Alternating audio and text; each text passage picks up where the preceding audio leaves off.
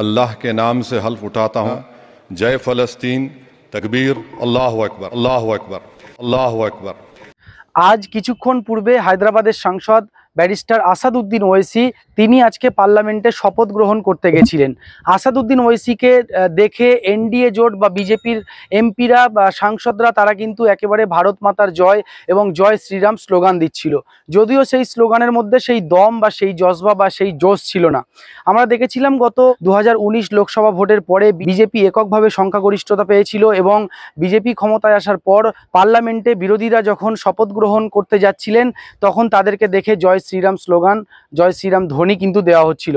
আজকে আবারও আসাদউদ্দিন ওয়েসিকে দেখে জয় শ্রীরাম স্লোগান দেওয়া হচ্ছিল এবং সেই মুহূর্তে আসাদউদ্দিন ওয়েসি তিনি কি করলেন চলুন সম্পূর্ণ ভিডিওটি দেখুন। শ্রী আসাদউদ্দিন ওয়েসি।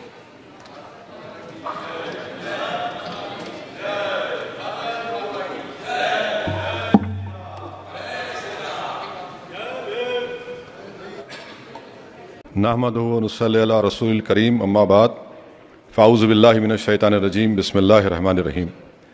मैं असदुद्दीन ओवैसी, जिसे लोकसभा का रुकन मुंतखब किया गया है, अल्लाह के नाम से हल्फ उठाता हूँ कि मैं भारत की आइन पर जो क़ानून के मुजब तय पाया है एतक़ाद रखूँगा, उसका वफ़ादार रहूँगा।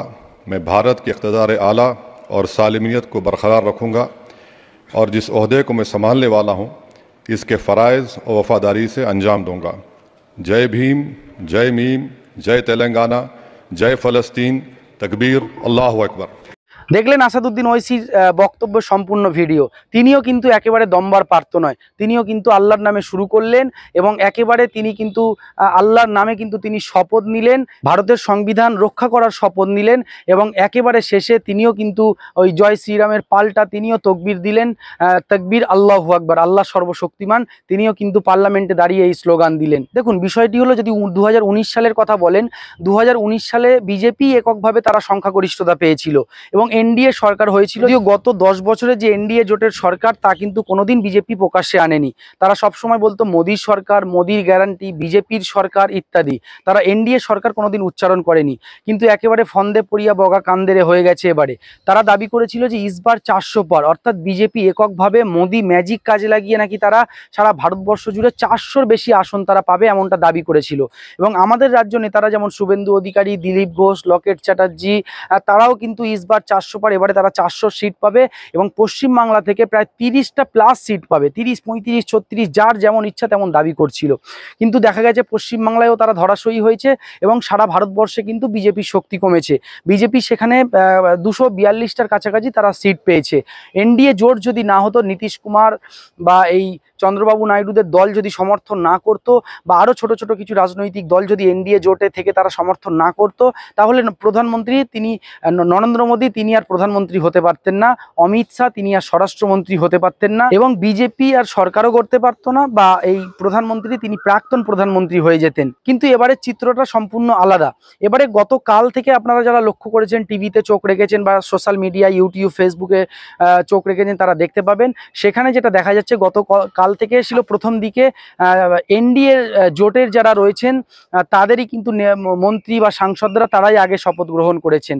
আজকে দেখা যাচ্ছে যে বিরোধীদের অনেকেই কিন্তু শপথ গ্রহণ করছেন এবং আজকে যা খবর পশ্চিমবাংলা থেকেও অনেকে কিন্তু শপথ গ্রহণ করবেন। এবং একইভাবে কিন্তু আপনার তেলেঙ্গানার হায়দ্রাবাদের ব্যারিস্টার আসাদউদ্দিন ওয়েসি তিনি যে এমপি হয়েছেন, বিশাল ভোটে জিতেছেন এবং দীর্ঘদিনের তিনি সাংসদ এবং সাংসদ হিসাবে তিনি পুরস্কারও পেয়েছেন। ভারতবর্ষের বিভিন্ন বিষয় নিয়ে, বিশেষ করে নির্যাতিত সমাজ, পিছিয়ে পড়া, পরিকল্পিতভাবে পিছিয়ে রাখা সংখ্যালঘু মুসলিম সমাজের হয়ে কিন্তু তিনি আওয়াজ তোলেন, দলিত সমাজের হয়ে তিনি কথা বলেন, আদিবাসী সমাজের হয়ে তিনি কথা বলেন, পিছিয়ে পরিকল্পিতভাবে পিছিয়ে রাখা সমাজের হয়ে অত্যাচারিত, অবহেলিত, নির্যাতিত সমাজের পক্ষে কিন্তু তিনি পার্লামেন্টে কথা বলেন। তো আসাদউদ্দিন ওয়েসি তিনি একজন উচ্চশিক্ষিত মানুষ, তিনি একজন ব্যারিস্টার, লন্ডন থেকে তিনি ব্যারিস্টার পাস করে এসেছেন। তাই তিনি কিন্তু একেবারে প্রত্যেকটা বিষয় নিয়ে কিন্তু কয়েক মিনিটে তার যদি বক্তব্য আপনারা পার্লামেন্টের পুরনো বক্তব্যগুলো শোনেন সেখানে দেখতে পাবেন তিনি যদি 5 মিনিট তাকে সময় দেওয়া হয়, 5 মিনিটের মধ্যে তিনি 8 থেকে 10টা প্রশ্ন করেন এবং বিষয় কিন্তু তুলে ধরেন, যা অন্যান্য সাংসদদের ক্ষেত্রে খুব একটা দেখা যায় না। যদিও অধীর রঞ্জন চৌধুরী ছিলেন, তিনি ভালো পার্লামেন্টে কথা বলতেন, মহুয়া মৈত্র খুব ভালো কথা বলেন, এভাবে কিন্তু রাহুল গান্ধী তিনিও খুব ভালো কথা বলেন, এভাবে বহু সাংসদ রয়েছেন যারা বলেন। আসাদুদ্দিন ওয়াইসি এদের প্রায় সবার থেকে সেরা বললে কিন্তু চলে। এবং গতকাল থেকে যে পার্লামেন্টে শপথ গ্রহণ অনুষ্ঠান হচ্ছে সেখানে কিন্তু খুব বেশি এই ধর্মীয় কোনো স্লোগান কিন্তু কেউই দেননি। সকলেই প্রায়, কেউ ঈশ্বরের নামে, আল্লাহর নামে, গডের নামে, সকলেই প্রায় কম বেশি তারা কিন্তু একেবারে শপথ নিচ্ছেন, শপথে অংশগ্রহণ করছেন। কিন্তু এই আজকে দেখা গেল একেবারে একটা ভাষা সুরে জয় শ্রীরাম, ভারত মাতার জয় স্লোগান এবং একজন জয় ভীম বললেন। অবশ্যই আসাদুদ্দিন ওয়াইসি তিনিও জয় ভীম, জয় সংবিধান, জয় তেলেঙ্গানা এবং তাকবীর আল্লাহু আকবার, তিনি আল্লাহর নামেও কিন্তু ধ্বনি দিয়েছেন। এখন বিষয়টি হলো আসাদুদ্দিন ওয়াইসিকে দেখে কেন এই জয় শ্রীরাম স্লোগান, একটা ধর্মীয় স্লোগান কেন সকলে দিলেন? বিষয়টি হলো যে আমাদের ভারতবর্ষের সংবিধান বা ভারতবর্ষের গণতন্ত্র সেই অধিকার দিয়েছে যে যে যার ধর্মীয় স্লোগান দিতে পারে, ধর্মীয় আচার আচরণ করতে পারে, ধর্মীয় পোশাক পরতে পারে, যার যেটা পছন্দ খেতে পারে। কিন্তু আমরা দেখলাম গত কদিন পূর্বেই কিন্তু একেবারে আপনার ঈদুল আজহা গেল, সেই ঈদুল আজহাকে কেন্দ্র করে কিন্তু বেশ কিছু এলাকাতে কিন্তু দেখা গেছে যে কিছু আপনার দুষ্কৃতীরা এবং কিছু আপনার সমাজ বিরোধীরা যারা কিন্তু এটাকে একটা ইস্যু করে আপনি দেখবেন যে ভারতবর্ষের বহু জায়গায় গরু কুরবানি কিন্তু নিষিদ্ধ। সেখানে কি কুরবানি হয়? ছাগল কুরবানি করা হয়, বকরি কুরবানি করা হয়, খাসি কুরবানি করা হয়, বা মহিষ বা যাকে ভয়সা বলে সেগুলো, বা বিভিন্ন রকম পশু কুরবানি করা হয় গরু ছাড়া। এবং আপনি যদি দেখেন যে আপনার কেরালা, পশ্চিমবাংলা বা এই ধরনের বহু রাজ্যে কিন্তু সব কিছুই কিন্তু কুরবানি মোটামুটি করা যায়, তার মধ্যে গরুও রয়েছে।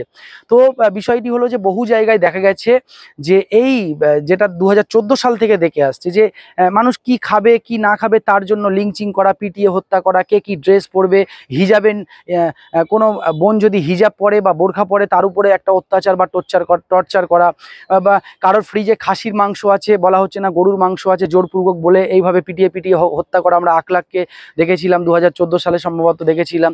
এভাবে কিন্তু বহু ঘটনা কিন্তু ঘটে গেছে। আজকে যেটা বিষয়টি হলো পার্লামেন্টে গতকাল থেকে যে শপথ গ্রহণ অনুষ্ঠান সেটা কিন্তু একেবারে শান্তিপ্রিয়ভাবে চলছিল। তারা হঠাৎ করে যে এই ভারত মাতার জয়, জয় শ্রীরাম স্লোগান দিতে লাগলো, পাল্টা কিন্তু ওয়াইসি তিনিও এই স্লোগান দিলেন। অর্থাৎ এখান থেকে কিন্তু মানুষের সাধারণ যে সমস্যাগুলো, সেই সমস্যাগুলোকে কোথাও থেকে একটা ঢাকা দিতে, সমস্যাগুলো যাতে উঠে না আসে, এই বিষয় নিয়ে কিন্তু একটা চক্রান্ত বলেও কিন্তু মনে করা হচ্ছে।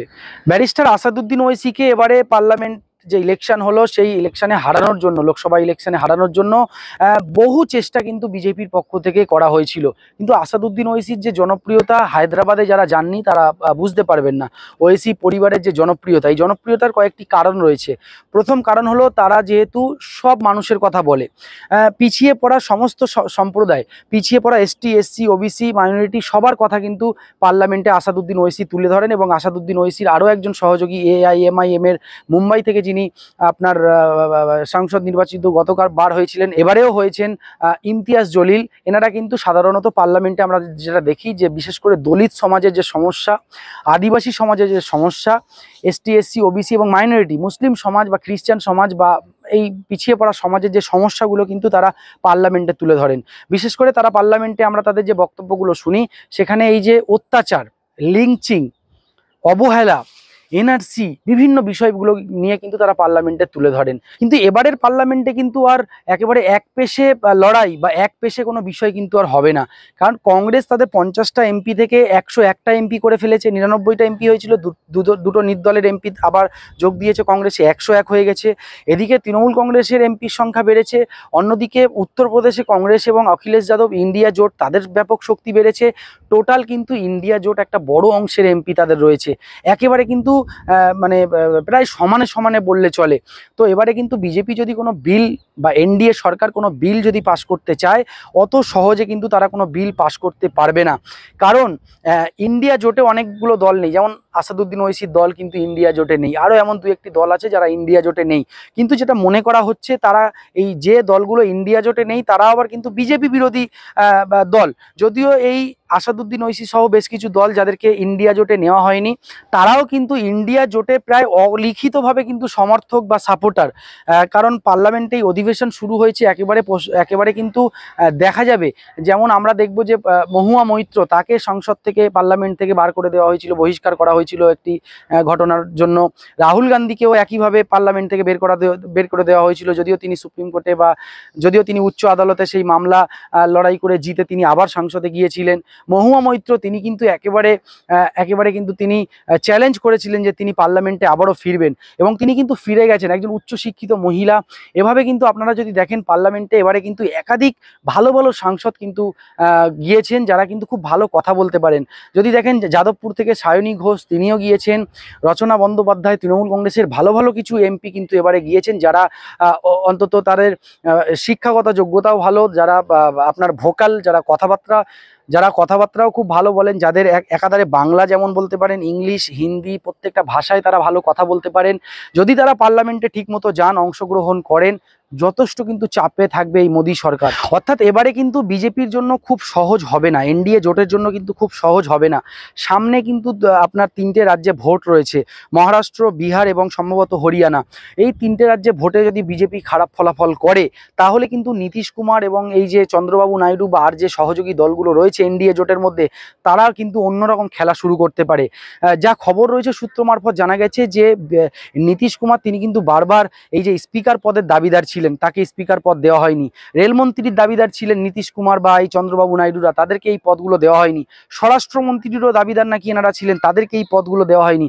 অর্থাৎ বিজেপি কিন্তু আবারও একনায়কতন্ত্র বা এককভাবে তারা যে একটা সরকার, একটা মন্ত্রিসভা তৈরি করেছে, এই ক্ষোভ কিন্তু নীতিশ কুমার বা এই চন্দ্রবাবু নাইডু বা সহযোগী যে এনডিএর যে দলগুলো রয়েছে তাদের মধ্যে কিন্তু রয়েছে। অর্থাৎ এই ক্ষোভ যে কোনো সময় কিন্তু প্রকাশ পেতে পারে, যে কোনো সময় প্রকাশ পেতে পারে, এবং যে কোনো মুহূর্তে কিন্তু তারা এনডিএ জোট ছেড়ে বেরিয়ে আসতে পারে। তখন কিন্তু খেলাটা অন্যরকম হবে। তো দেখুন, যদি এমন কোনো ঘটনা ঘটে আর নীতিশ কুমারকে স্বরাষ্ট্রমন্ত্রীর অফার ইন্ডিয়া জোট করে দেয়, বা চন্দ্রবাবু নাইডুকে প্রধানমন্ত্রীর অফার যদি ইন্ডিয়া জোট করে দেয়, বা এই ধরনের ব্যাপার, বা স্পিকারের অফার যদি ইন্ডিয়া জোট এইভাবে করে দেয়, এভাবে যদি ভালো ভালো মন্ত্রক যদি এনডিএ জোট থেকে যারা বেরিয়ে আসবে তাদেরকে যদি ইন্ডিয়া জোট দিয়ে দেয়, তাহলে কিন্তু খেলা একেবারে ঘুরে যাবে। রাহুল গান্ধী প্রধানমন্ত্রী হতে পারেন, ইন্ডিয়া জোট সরকার করতে পারে, এনডিএ জোট পড়ে যেতে পারে। অন্যদিক থেকে উল্টোটাও হতে পারে, সেটা হলো যে মহারাষ্ট্র, বিহার বা হরিয়ানা যে ভোট রয়েছে, সেই ভোটে যদি বিজেপি ভালো ফলাফল করে, তাহলে কিন্তু ইন্ডিয়া জোটের বেশ কিছু সাংসদ তারা এনডিএ জোটে চলে যেতে পারে বা বিজেপিতে চলে যেতে পারে। ভাঙন ধরাতে পারেন অমিত শাহ, তিনি এগুলোর মাস্টার, একেবারে ভাঙন কী করে ধরাতে হন তিনি জানেন। তো এই বিষয়গুলো, এই অঙ্কগুলো কিন্তু রয়েছে। আগামীতে আমাদেরকে অপেক্ষা করতে হবে ব্যারিস্টার আসাদুদ্দিন ওয়েসি তিনি কোন কোন বিষয় নিয়ে পার্লামেন্টে ঝড় তোলেন, মহুয়া মৈত্ররা কোন কোন বিষয় নিয়ে, রাহুল গান্ধীরা তারা পার্লামেন্টে ঝড় তোলেন, এবং কোন বিষয়।